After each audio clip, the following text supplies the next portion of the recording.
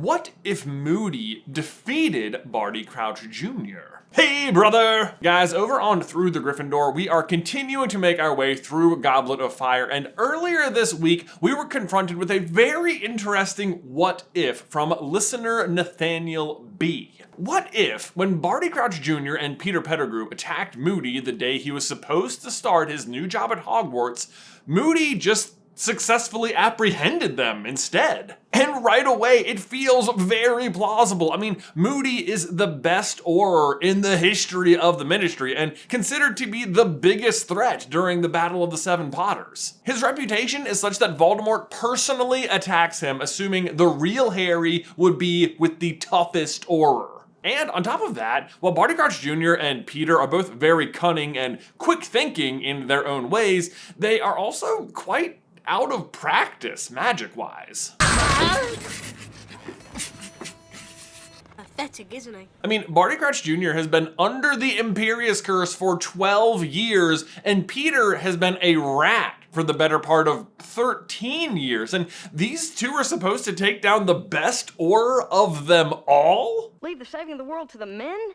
I don't think so. I don't think so. I mean, I guess they do, but by all accounts, Moody manages to put up at least a bit of a fight to the point where even the Muggle police notice, and yet he loses. I'm sorry, Albus. But what if he'd won and instead of getting captured, was able to hand over two of the most notorious Death Eaters of all time? I mean, the ramifications are almost immediate, like Harry's name just doesn't get put in the Goblet of Fire. And then the real Moody gets to teach Harry, which, I mean, you have to wonder, like, is he even as effective as the imposter? But then if Peter is caught, does that mean Sirius is free? Seriously, this was such a tricky one because every time it seemed like things were about to work out better, but then there would always be just like one more catch. So let's dive in and find out what if Moody had defeated Barty Crouch Jr.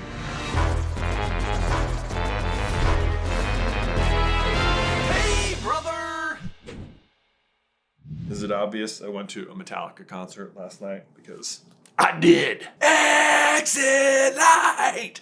Oh, try that again.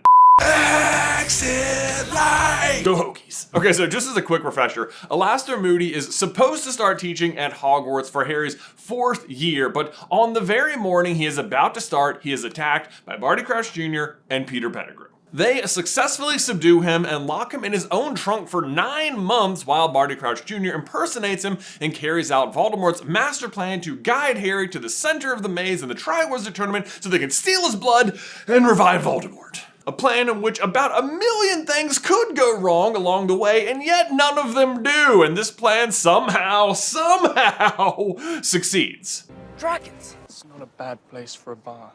But you can always use gillyweed. You saved me, take it! Kill the stag! Avada Kedavra! No! Cedric! Oh man, every time. But instead of all that, what if it actually went wrong right away? Like first thing out of the gate. Does Voldemort just never come back? Well, what's kind of cool about this what if is that one of our usual roadblocks has already been taken care of in the form of the second prophecy from Trelawney in Harry's 3rd year about the servant of the Dark Lord returning later that night. Normally, we have to account for this because we abide by the rule that prophecies must prophesy. And so usually if it's not Peter, then it's someone else, usually Barty Crouch Jr. or Lucius Malfoy. But this time, it's just already happened, which, yay. It means we just have that other pesky prophecy to deal with. But first, let's talk convictions. So if Moody just successfully fends off these two bozos, it means big things for the wizarding world. First and foremost is that Sirius Black is suddenly able to be proven innocent again now that Peter is captured and almost certainly questioned under Veritaserum. A conclusion we can be fairly certain the Ministry or Dumbledore or both would use since it's what they normally do to Barty Crouch Jr. upon discovering his true identity anyway. So Peter's identity as an animagus would be revealed and he is likely sent to Azkaban in a much more, airtight situation than Sirius was, or else, just straight up given the Dementor's kiss. Yikes. Do you think anyone deserves that? Some people do. But speaking of the Dementor's kiss, if Barty Crouch Jr. is caught, then we have some other dominoes that fall as well. Namely, his father, Barty Crouch Sr., will be in big trouble as his son will reveal that he broke him out of prison and then used an unforgivable curse on him for 13 years, meaning Barty Crouch Sr. also likely ends up in Azkaban prison, possibly right back with his son, or else his son, as usual, gets the Dementor's kiss. But I'll tell you what, if Mr. Crouch is out of a job, then we have a pretty big question on our hands here, which is, what happens to Percy? Stay alert. Do you think he would still try and defend Crouch in this situation? Honestly, I think Mr. Crouch is quite right to bring his son to prison. Wouldn't you do the same, father? If I was in Azkaban and it was mother's dying wish to break me out? Of course, I can only imagine the state of my inbox after a year in the clink. No, I only wish Mr. Crouch had felt he could confide in me. I could have helped keep his son under the curse. Maybe have avoided this entire mess. Honestly, this might be good news for Percy, because not for nothing, but like Mr. Crouch, who's memorized 250 languages, can't remember his name, and by all accounts, Percy is a talented wizard. Like, maybe a new boss is just the thing he needs. He'd have, like, ample opportunity to prove himself, too, because they'd be taking over a massive project in the form of the Triwizard Tournament, and Percy could just be like, I've gotten all these things up to date, and Cauldron Bottom reports. But speaking of the Triwizard Tournament, if Barty Crouch Jr. is not around, obviously this goes very differently, because Harry won't have his name put into the Goblet of Fire and therefore doesn't have to compete in the tournament. So Cedric is the only Hogwarts champion. That's fun. In fact, most things about Harry's year are going to be doing a lot better, because not only will he and Ron not get in a huge fight over the tournament, but as we mentioned, Sirius is free, so Harry can actually have someone to talk to freely about all of his otherwise way more relatable teenage problems, like, you know, asking out girls. Wondering if maybe you wanted to go to the ball with me. Which means, yes, I do suspect that he manages to beat Cedric to the punch on asking Cho this time. Yeah, that's right, Cedric. You might get to be solo champion, but you don't also get the girl, okay? But hey, speaking of someone to talk to about your problems, we need to give a huge thanks to today's sponsor, BetterHelp. It's easy to think if Harry just had someone more readily available to talk to, that it could have solved so many of his problems, but the truth is, opening up about what's troubling you is not always the easiest thing to do, though I do think it has gotten easier. If you didn't know, it is Mental Health Awareness Month, and what better time to recognize how much of the stigma associated with going to therapy has gone, and how much more we can encourage that sentiment. One of my own key observations about not only myself going to therapy, but also Ben and the rest of our team here at SuperCarlinBrothers is that as we're able to tackle our own problems and build like really good coping skills, we all work together that much better as a team.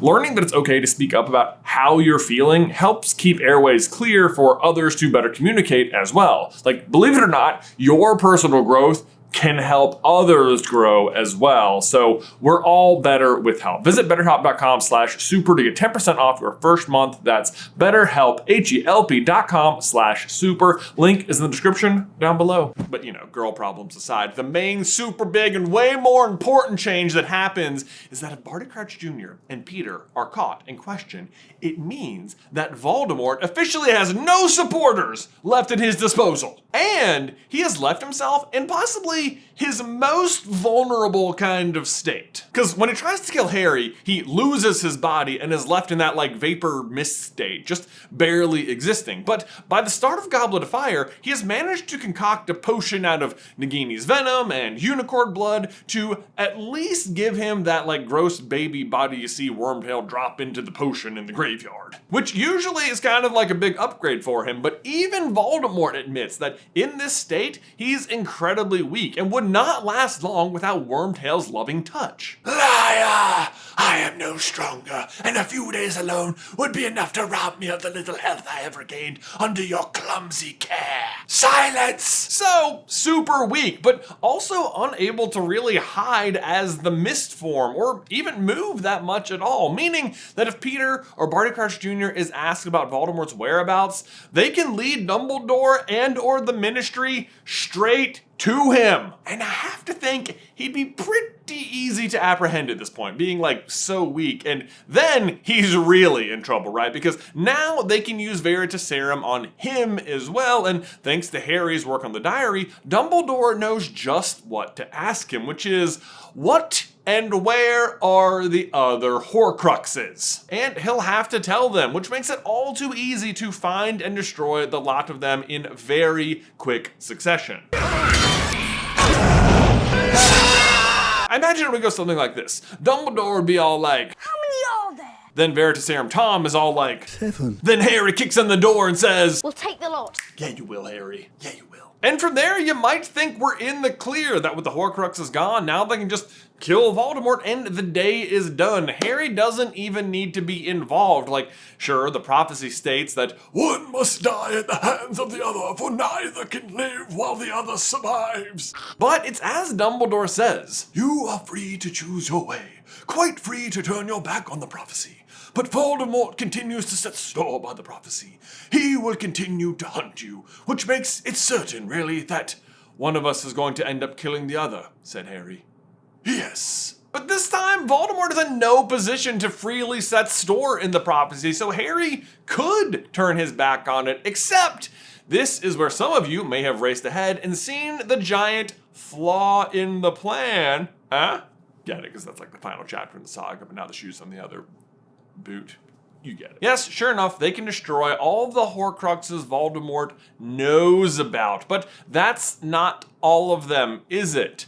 No, because there still exists Harry himself. But I am the chosen one. And this time, Harry is in a bit of a pickle because, unlike usual, this time Voldemort will not have taken Harry's blood inside himself, thus creating the love crux that ties Harry back to life if Voldemort tries to kill him. So, how do we go about killing Voldemort without killing Harry? Or can we? Well, option 1 is risky, but kind of sounds the best for Harry, which is just keep Voldemort imprisoned and hidden away and just let Harry live out the rest of his natural life, and when he dies his own natural death, the Horcrux will finally be destroyed, and then Voldemort can freely be killed. And as Harry is the distant descendant of Ignotus Peverell, or the third brother, this has some kind of a met death like an old friend sort of ring to it, doesn't it? But this is a plan that sounds way better on paper than it performs in practice, because problem 1 is that wizards can live to be well over 100 years old, and Harry's only 14 at this point, meaning that you may have to successfully keep Voldemort imprisoned for over 100 years before the threat of him is truly gone. Or maybe even longer if this guess from Ron is considered to be accurate, and before I play this clip, just know that it's about to be the funniest thing you've ever heard. You've been warned. 150? Give or take a few years?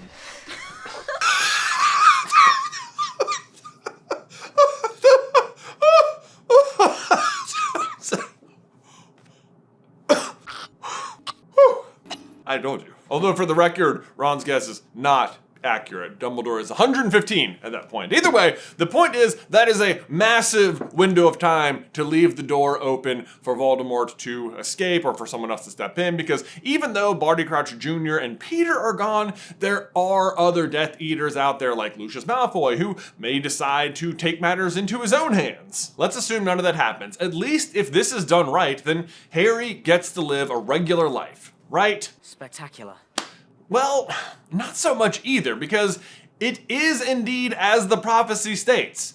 Neither can live while the other survives. If Voldemort is a permanent part of Harry, then Harry will not really be able to live as himself. Harry will always represent a threat to the wizarding world. Like, do you think Harry is going to want to get married to someone and endanger them if Voldemort's soul is inside him? Do you think he'd want to have kids and possibly pass on the curse to the next generation? No, he would not do that, meaning Harry could not truly live while Voldemort survives. Now, there could be the caveat that if Voldemort were allowed to just attack Harry, then Lily's sacrificial protection would just activate again and Harry would survive, but then you have to wonder, would that also protect the bit of Voldemort's soul inside of Harry? Like, when Voldemort takes Harry's blood, he tethers Harry to life, but not himself. So his soul dies after the attack, but without taking the blood, the protection may just protect all of Harry's body, including Voldemort's soul. But either way, it's not even worth arguing about, because all of this would involve, letting Voldemort kill Harry and have a wand, which are just really bad ideas in the first place. Especially when this is a lot of guesswork. I mean, you'd be weaving between the laws of ancient magic, so who knows what could happen. Plus, it's not like Voldemort's gonna agree to do this if it's in the name of defeating, himself. So, what I think would actually happen is this. Harry would personally opt to walk through the veil, located in the Department of Mysteries, as a sacrifice. I mean, it's basically what happens anyway when he goes into the forest. He intends to die. The big difference this time is that he actually would. But in doing so, he would also kill Voldemort. One would die at the hands of the other. And yet, Harry would not become a murderer either. He's not killing Voldemort, he's sacrificing himself. And Voldemort's death is just the outcome. Neither would live, neither would survive. On the one hand, this seems like a worse outcome because Harry actually dies, but on the other hand, Harry's sacrifice would also spare so many other people's deaths. Like, even Cedric and Sirius have survived this what if, and that almost never happens. For a moment there, I thought you were gonna let it get me. I had an adrenaline rush. It's very common. You can Google it. Cedric, my boy Diggory, good to have you here. Congrats on your latest outcome in this installment of What If? Tell us, how are you feeling? Alive. You heard it here first, people. Cedric Diggory feels alive. Well, you really shouldn't have said that. For the first time in forever. Aside from Cedric, though, it would also mean that nobody who ever died in the Second Wizarding War would need to die at all. Like, more criminals would be behind bars, where I guess the Dementors would still be the guards at Azkaban, which isn't great, but you know what? That's a problem to deal with later. That is a smaller problem than Voldemort being back. But really, when you break it down, Voldemort really put a lot of rats in one basket when he decided to attack Moody. Like, honestly, it was a bit of a long shot that, if failed, it would have had more or less spelled the end of him. Although, ironically, the plan working and him taking Harry's blood into himself also does that. It's almost like Voldemort can't help but defeat himself. Oh well. But there you go. That's what would have happened if Moody never got captured. Guys, thanks so much for watching today's video. Don't forget to leave a like on it if you haven't already, and subscribe so you don't miss any future Harry Potter action from us. If you'd like to find out what would happen if Harry had been sorted in Slytherin, make sure you check out this video right over here. There's actually a big 8-part series if you haven't seen it yet. It is my favorite thing we've ever made, so I hope you enjoy. But otherwise, Ben, until next time, I will see you in another life, brother.